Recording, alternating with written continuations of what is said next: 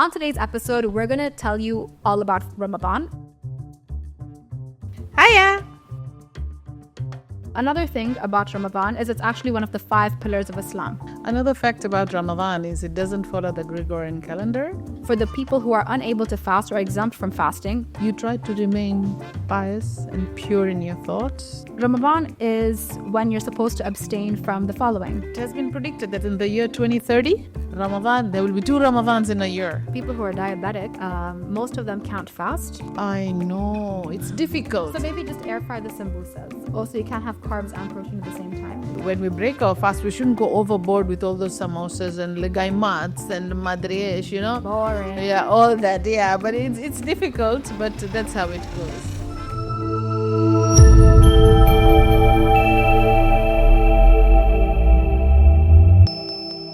Assalamu alaikum and welcome to Press Pause with 𝐬𝐮𝐬𝐫𝐢𝐛𝐞. On today's episode, we're going to tell you all about Ramadan and the holy month to the best of our knowledge and our ability. Hiya!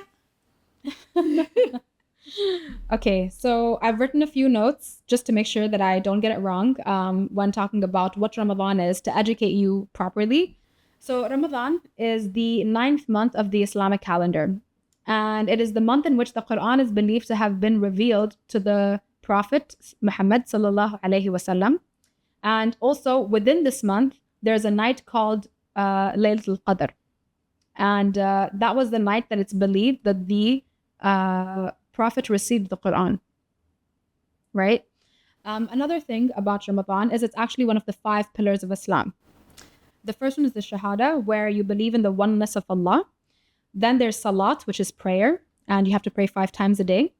There is Zakat, where you give a portion of your income away to charity, and it's 2.5%, I believe. That's correct, yeah. And then we have fasting, which is for the holy month of Ramadan. And last but not least, the pilgrimage known as Hajj.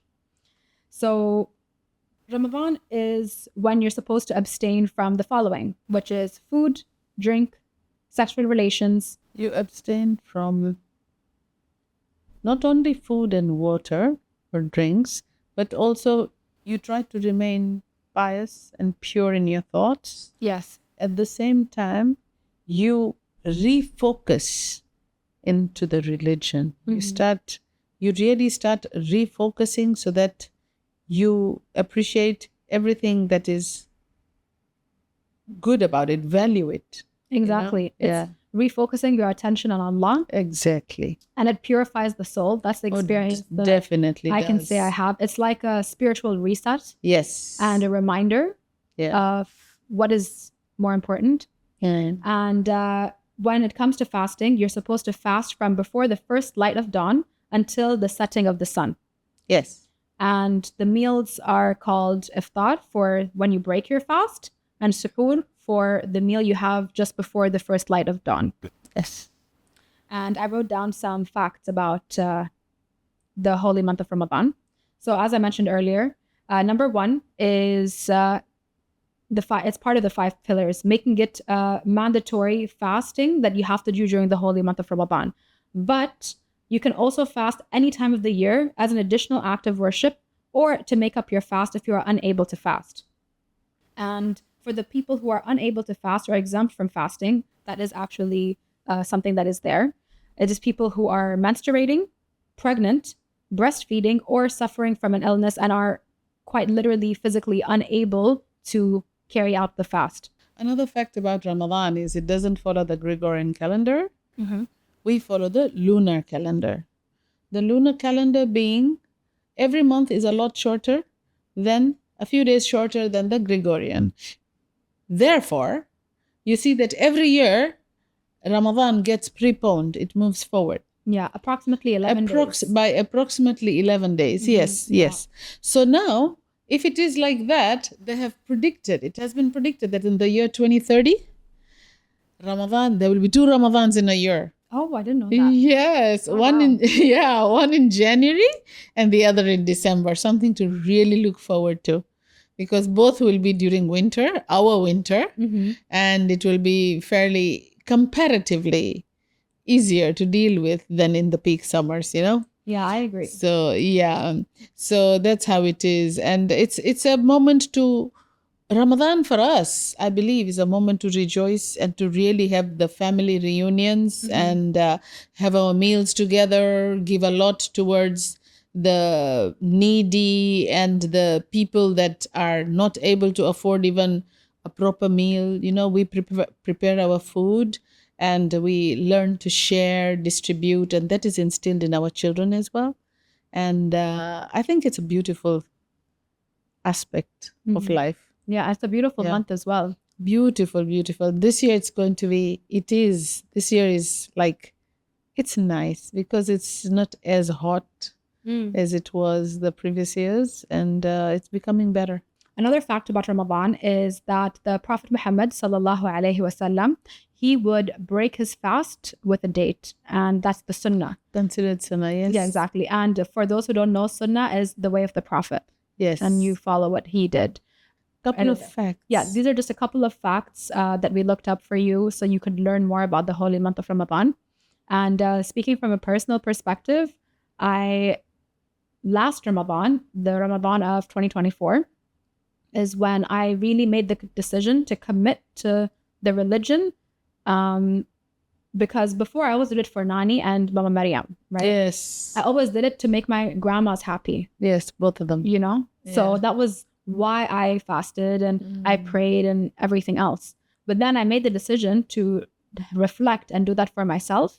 And it was a complete game changer for me. So I'm actually really excited to take on this month of Ramadan with everything that I've learned over the last year in my own pace, with my own curiosity about the religion. So I'm really excited for it. Like the Ramadan last year, I was a little bit apprehensive. I wasn't in a really good mental space as well. And that's why I was like, okay, I need to refocus. I need to find something to make me feel better. And the holy month of Ramadan and committing to it the way that I did last year has completely changed my life for the better in the last year. So I'm really excited to see how it goes.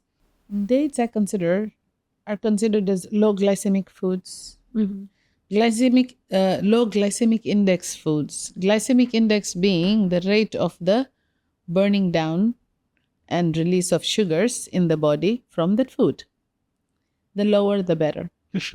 Higher glycemic index foods are those which burn very fast, and there are those peaks, of the sugar peaks, which are not recommended, especially for people who are diabetic. And we know that we have a lot of diabetic people. And also with people who are diabetic, most of them can't fast. It depends. It depends. Yeah. It depends. If you think you can handle it, your day becomes night, night becomes day. You take your medication before Fajr. Okay. Prayer, and you take your medication, the second dose, if it is twice a day, you take it after your iftar. Oh, okay. I didn't realize that. Yes, but make sure that you exercise. That should be like medicine. If you exercise, either I see some people exercising just after Al-Asr prayer and before Maghrib. They just walk out. The gentlemen, you see them walking on the beach and everything. And the ladies, they normally go after Isha prayers. So it depends. You have to adjust with all these things, but do not omit. Why? Because it's the holy month and I'm tired. No, it's not. You are not supposed to give excuses with the daily things which are especially beneficial to you, because you are purifying your system. So you help it by even exercising and having a disciplined routine. When you prepare foods, you are the mothers, you prepare the foods, everything depends on you. Try and be a bit smart in what preparations you prepare, the type of oil that you use, and the type of food that you prepare. The food shouldn't be of high glycemic index where the breakdown will cause spikes in sugar. Like sugars should be minimal, or it could be fruit sugars, and it could be restricted. Like, maybe you have a fruit salad without all that creamy condensed milk or things like that. And you be smart. You are the foundation of the family. You are the one who's providing the nutrition. So be smart there also and work on it. If not, consult with a nutritionist or your dietitian or somebody, and they will guide you. And there are so many recipes which are delicious, at the same time healthy. So you being the core of the family, work on that. Yeah. And also I feel like I like to eat everything that's deep fried in Ramadan. I know it's difficult. So maybe just air fry the sambusas. Yeah, inshallah. Yes. You Oh, know? now we have air fryers. Yes, of Yeah, course. I have my fancy one. Yeah, I love my air fryer. Yeah, but I feel like the slight changes, instead of deep frying, air frying, and things like that do make all the difference, and you just feel better in yourself later. Oh, yes. Like even another thing that what my dietitian told me is that you start with fiber. Anything that is fibrous, start eating that fibrous food, so that when you reach, like say your main dish or even your dessert, you are even allowed a dessert, but have it after the proper full meal, everything, so that it won't give that much of a sugar kick or a sugar high. So, okay, so you start with fiber, like a salad. Okay. Go to protein. Okay. Then to carbs. Also, you can't have carbs and protein at the same time. It's better you go that way. That's the perfect bite. I know. But if you do it in that order, then you're kind of making sure that your body can tolerate the glucose. It doesn't come in big spurts like that, yeah. So it's easier to digest, and also it's good. It's good for you in the sense that, when you're fasting, your blood sugar make sure that it is controlled. Your blood pressure also, you will see. If you're exercising also, it will be in control, if not even better. Throughout the month, if you are really strict and diligent, you will see a difference. And also not only that, the inflammatory changes in our gut and in our body, those ones are significantly reduced depending on what we have put in and when. And how much. Yeah. Like when we break our fast, we shouldn't go overboard with all those samosas and 𝐦𝐮𝐬𝐫𝐞 and madriesh, Boring. Yeah, all that. Yeah, but it's difficult, but that's how it goes. And of course, it will improve the heart health when it's accompanied with exercise. But exercise lazim. And if you've enjoyed all of these healthy tips, now we're going into the episode about the science behind fasting. And Mom is a fountain of knowledge. This is your episode where you're going to thrive in. Stay tuned. Here's a sneak peek for next week, where we'll be talking about the science of fasting. And Mom has already given you a little sneak peek about what we're going to speak about, how your blood sugar gets affected, and what to do to really not only just purify the soul, but also take care of your body in the process of the holy month of Ramadan. Welcome to Press Pause with 𝐬𝐮𝐬𝐜. Hi.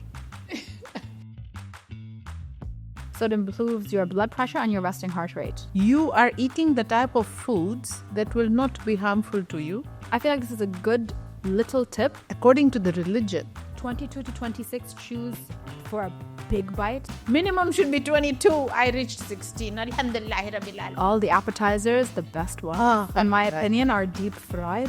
Our buffets, Oh, the buffets. Those buffets, they spoil us.